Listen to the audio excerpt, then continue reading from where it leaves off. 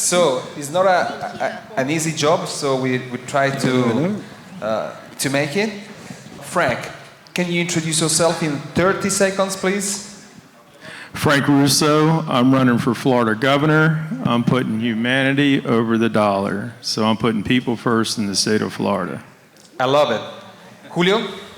Julio Andrade from Spain, former UN diplomat and former politician, and now supporting different organizations around the world linked to the United Nations. Thank you. Jesse?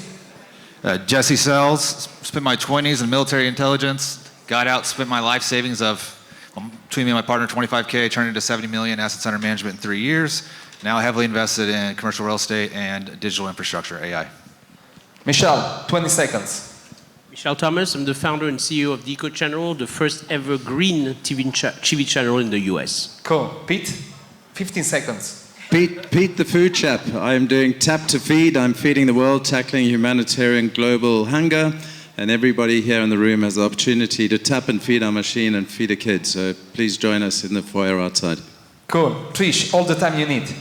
I'm kidding. My name is Trish. I'm the CEO and founder of Healerverse. I'm also the author of a book called Divine Intervention. It's about blockchain for healers and the well-being community. I'm also a motivational speaker, and I'm so grateful to Anthony for having us. Thank you. Thank you. Zakaria, 3 words to describe your commitment to the philanthropy and impact. Hi. Only 3 words. 3 words. Yeah. Hello. Zakaria Fahim from Morocco, donc serial entrepreneur, specialized in digital, CPA, and I just finished my first book, Hub Africa, and maybe after I can share with you the interesting thing concerning our subject. I'm Queen Diambika Batuswila. I'm the queen of the Bakwa Luntu people in Kasai that are in the Democratic Republic of Congo. So I'm a traditional queen. I'm also queen of the African descendants of Brazil, Grande Mãe do Povo Bantu do Brasil, and also queen of the Congo descendants of Panama. I'm an entrepreneur, so I'm a working queen, and I'm proud of it. And I'm also invested a lot in philanthropic work in Congo, in Africa, in many different places, and in business. I'm in mining, carbon, credit. I'm also working on developing water systems and different types of infrastructure. But I'm specialized in hugging people. Thank you, Katie. 20 seconds. Thank you. I'm Katie Hilborn. I'm an 8 times award-winning humanitarian, honored alongside the Dalai Lama and Jane Goodall. I'm also a social entrepreneur. Thank you so much, Katie. So, starting from Queen Jambi. So, in the world of family offices, we talk extensively about leaving a legacy for the next 100 years, but the impact is also about how we feel when we look in the mirror, And so, when you look at the state of the world right now, what's the one problem that keeps you awake and up at night, and how do you work? How do your work give you the hope to sleep peacefully? Well, becoming a queen, or actually a woman king for people that lives in a jungle in the 21st century, lacking a lot of amenities that, basic, to be able to fulfill their basic need is what's really difficult. And it's not that we lack of resources. We have resources, I think, on this planet. The only problem is that the distribution is really unfair.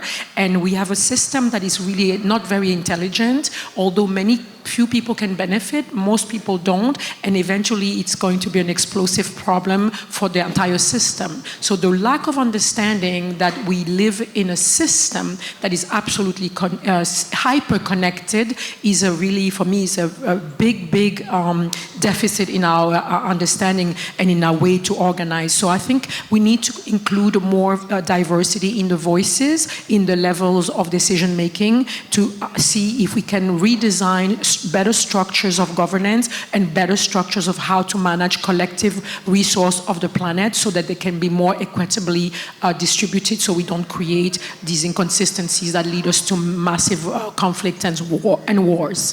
Thank you so much. Dujan, can I ask you the favor to close the door, please? Because people are yelling out there. Thank you.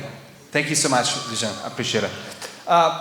Frank, I jumped on your website and I was totally and definitely impressed on how many times I read the word people. People, people, people, people. So what's your plan to walk the talk in putting people first? Yes, because I'm a man of actions. I was in the business world for 40 years, so I did private equity. I was in the finance, insurance. So I understand humanity is not existing in the business world, in the corporate world especially. Therefore, I've created a foundation. I'm the founder of a Humanity Building Foundation. So what I've done is taken, we all know Habitat for Humanity, so I've scaled that up. So my goal and my action is going to be to build in 67 counties in the state of Florida, affordable housing, building 250-unit apartment complexes. And it's all going to be funded through the foundation, and it'll include mothers, seniors, children, veterans, truly public, transparent, and it'll be a way of giving back to humanity. Awesome. Thank you. Thank you so much. Julio, I know you prepared some slides in order to be more effective, so I give you, Thank you. Should I be there? Okay.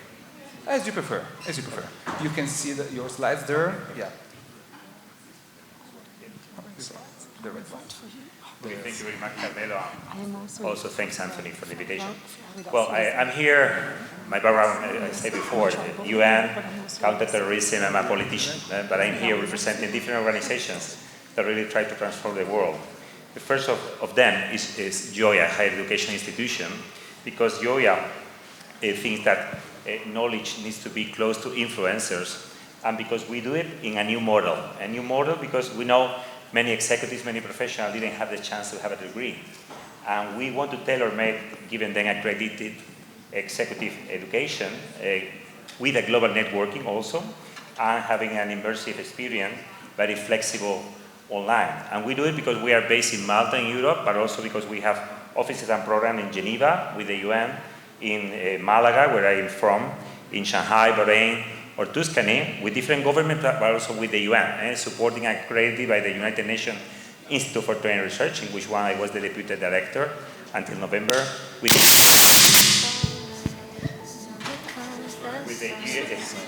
the UN University for Peace, also with the University of Torino, University of Shanghai, and many others. And we also have executive doctorate programs for people that did have a degree, but didn't have the chance to have a doctorate and don't have the chance to have a traditional doctorate. So we also do it very flexible, very convenient, adapting to the executive and to their time. And with the European level 8 recognition, fully online also designed for the executive and diploma. So we think we are different because we are giving this executive education. We also recognize professional prior learning experiences to shortcut the programs and the years. We do it because we believe that the global networking is just like an embassy, and we want to give global impact and connecting people.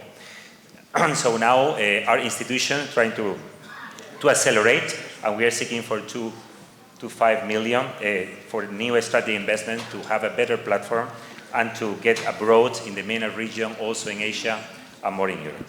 The second institution that I'm here representing is the Global Initiative on Aging and Longevity. We've been talking about this all the time, and in this institution, linked to the UN, you can also hear us and you can follow us. And if you want to know more, because we want to transform and have the future UN Convention for the Right of Elderly People. Thank you.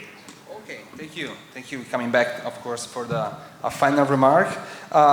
Katie, of course, now we are talking about planetary healing and investment returns. So if you had to name one shift that could dramatically accelerate both, what would it be? Thank you, Carmelo. So as 19 years as a humanitarian, I have thought almost every day how to fix this planet. And if I can part one little ounce of wisdom that I think could significantly heal us, it would be this phrase: collapse duality, harmonize polarity. I'll say that again. Collapse duality, harmonize polarity. What does that mean? Duality is binary thinking, either or thinking, that something is either good or bad, left or right, Republican or Democrat, this or that, us versus them. It is keeping us divided when there's no middle ground, when everything is this or that. So collapse that. Start with that. when you're talking with friends, strangers, colleagues, whatever it is, and you're in a conflict or maybe you have a tough conversation, first collapse the duality. Then harmonize the polarity. What is the polarity? Polarity is the dance between tradition and progress, masculine and feminine. And once we start to learn to like harmonize that, that is when real progress occurs. Thank you so much, Katie. Jesse, let's talk about how we can, all the philanthropic activities can reach the goal, can reach the target. And so my question is, how can families ensure their philanthropic capital is actually reaching the people and regions with the highest need? Yeah, I believe that this is a question a lot of people have. You know, you give your money to an organization, do they actually do what they are supposed to do with it? In my past, I was fortunate enough to be part of a team that went to Jordan and to help them do some search and rescue and help them out. Well, of course, America, we were like, you need a hundreds of $1 million program that they couldn't even use. So what we found is that we could take a crop duster, throw a camera on it, and it worked for them. So it's about also meeting people where they're at and what meeting their needs. So it's two different things. So for the firms, what we did was we've actually indexed 3 million different grants, 37 million different disbursements. And I'll be honest, you'll be pretty surprised about some organizations who say they do something, but then barely ever actually disperse their funds in that direction. Thank you, Jesse. Michelle, in the last panel, if I'm not wrong, you coined a new phrase that truly reflects a unique characteristic of the eco-channel, which is moving people to action. So my question is, in practical, but also in specific terms, how do you actually achieve that? Great question, and thank you for that. We believe in less talk, more action. That is simple as that. And in order for us to do that, we have to, again, move people to action. Case in point, 2 weeks ago, we just ended our annual Earth Week Miami, which was a 5-day worth of activities, one of them for forum and talk, 4 other days of immersive activities. Net results, almost 6 million people watch our content throughout the world. Next step is, I believe June 26, we're going to be planting 1 billion trees throughout the world with about 11 different countries. And again, we believe that we can talk, we can converse with one another, but ultimately what truly makes a difference is what every individual does at their level. So if you can plant a tree, if you can clean up the beach, all of those actions that actually can be done individually will contribute to transforming our planet, making our planet safer, healthier for everyone's benefit. Thank you. People make communities, and so the food security is at the heart of social stability. How can we invest in the future of food in a way that empowers the local communities rather than just disrupting them? So if you think of the world old-fashioned system of USAID delivering food to Africa, that's broken, doesn't work. Apart from the fact that the Trump administration canceled USAID, it wasn't working before that. So what we have to do is go from a centralized solution to a decentralized opportunity. So growing local, feeding local, operating local is where we can actually take food security into the hands of the people.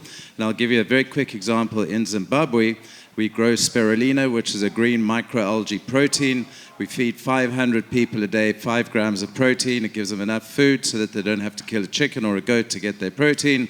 Their mothers actually do most of the work. They make money so they can buy books for their kids. Their kids go to school and they're not hungry, so they grow up outside of poverty more effectively. So by acting locally, feeding locally, using sustainable energy, green energy, we can solve the global problem of hunger. Thank you so much.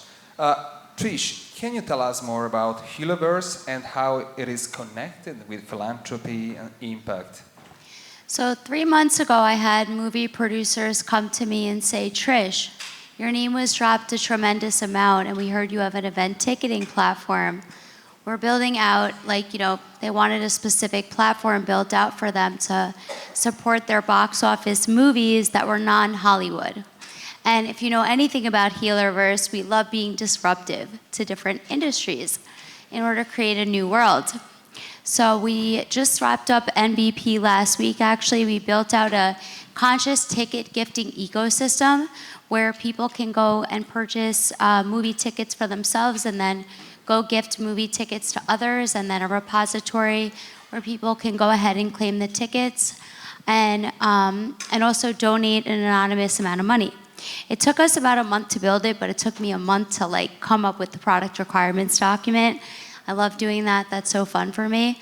And we're actually implementing crypto payments into the platform as well with one of our partnerships. But ultimately, if you're looking to do non-Hollywood movies, on the back end of this, there are nonprofits. So X amount of all the proceeds of the movie at the end of it are all going to nonprofits.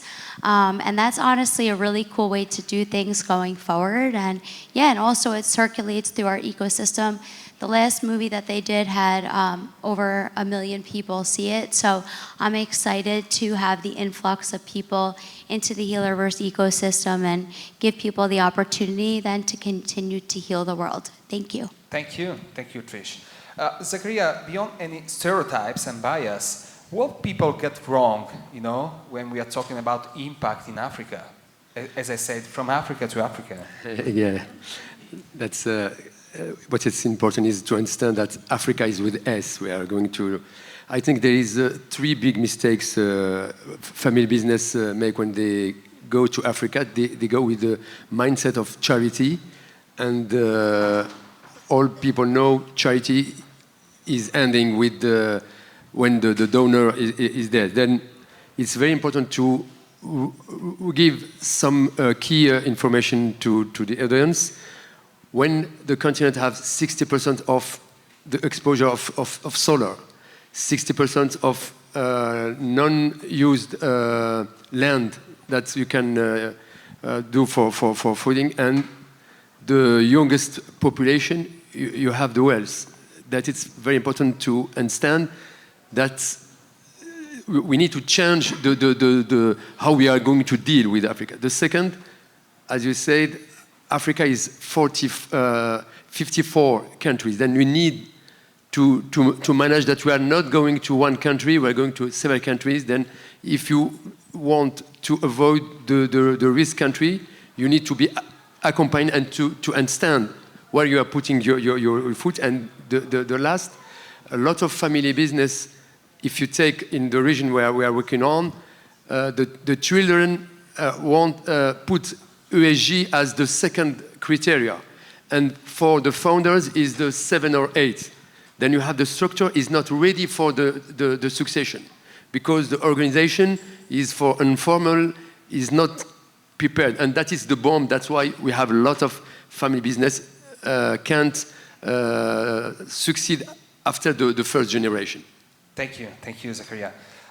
Queen Jambi, of course, philanthropy by definition is the art of giving, But sometimes I've heard about people which have received more than they have, gave. But from your point of view, what's the most profound and important lessons of gift that you have received from the very beginning and also from the communities you were trying to help? There is a gift that you have received, a lesson? Absolutely, and it's something that I want to share with every single one of you. We have had many panels here talking about health and wellness and longevity and things like that. But what we fail to understand, and it's because we have been so trained to disconnect with each other, we have been trained to disconnect with nature, with the very system that sustains our life, and we don't understand that this system is regimented by certain natural laws. And among the laws, they are the law of balance. So there is nothing you can do that you're going to rise on one side if you don't create a deficit somewhere else. And once you do that, you create a system that is not durable and that's not sustainable. So when you do charitable work, you receive also a great benefit on your own person as feeling that you have a purpose in this life that is beyond just your self-promotion or the accumulation of wealth just for your own enjoyment, but you realize that you came in this world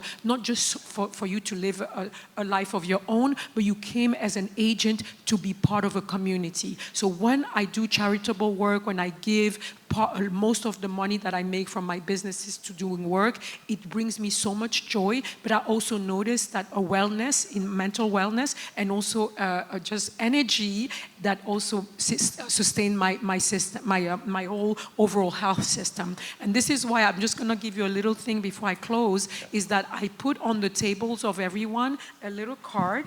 Okay, it's just a little card that I do. It's just so you can have a QR code. I do a small project with water, so I'm doing a very small project right now for 3 villages for water, to bring clean water. And I would invite everyone to donate something. It doesn't have to. How much do you need?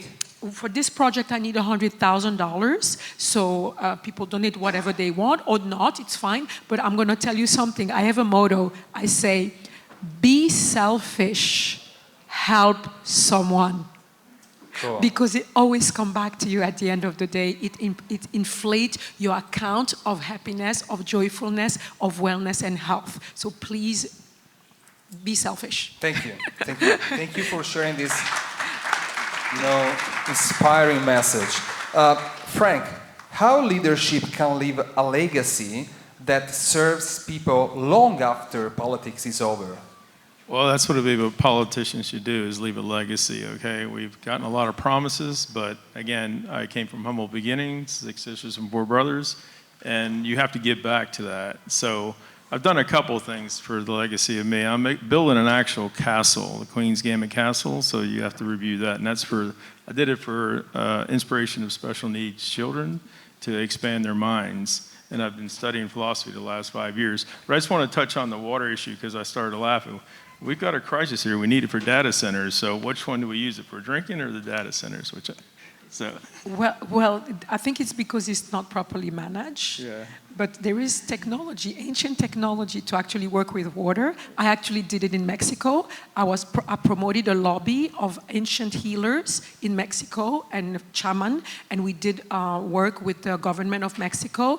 I was the godmother of a law to protect water. Can we produce fresh water then? Yes, we can. And the law passed last year in December. So I'm the godmother of a law to protect and restore water in Mexico. And amazing.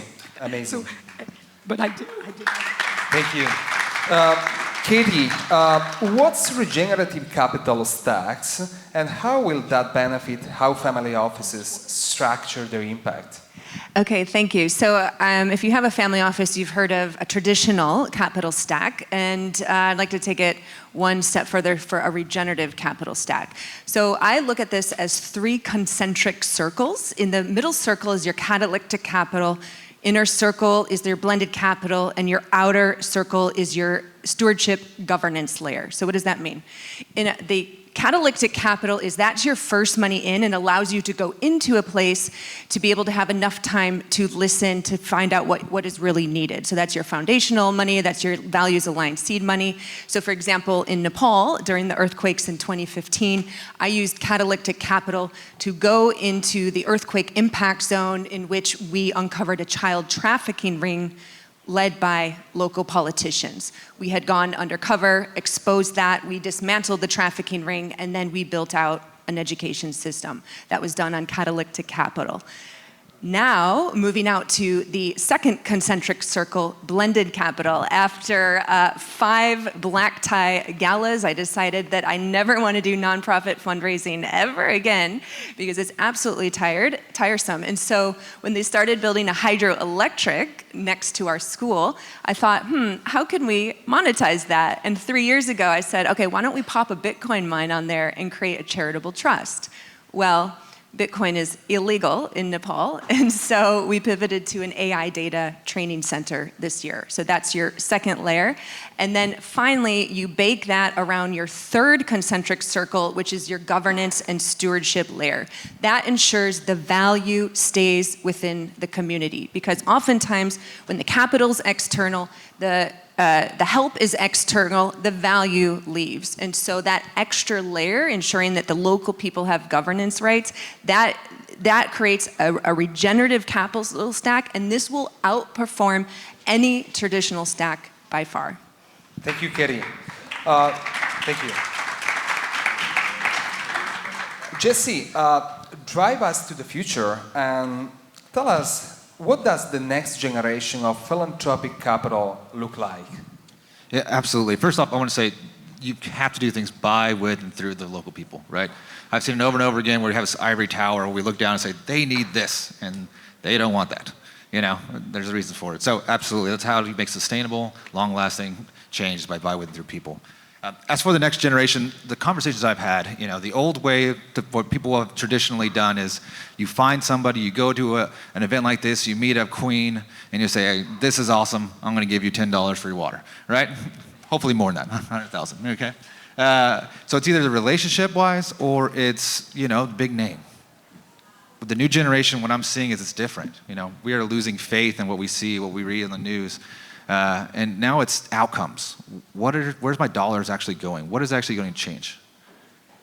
And that's the problem is in the private world, there's Preqin, right? There's this place where you can go, you can see the lenders, you can see the fundraisers, everybody else. In the nonprofit space, there's not. That's $3 trillion space that you don't know where to find people. So that's where we come in, that's what we're building, is that digital infrastructure. That's what we have built and are continuing to build. Something that's auditable, traceable. You know exactly where your dollars are going. So you know that you're actually making a real change and that not 90 cents on every dollar is to admin. Thank you, Jesse. Michelle, we are very close to the end of this panel, so moving people to action is a good call, it's a great call. So what's your next big dream?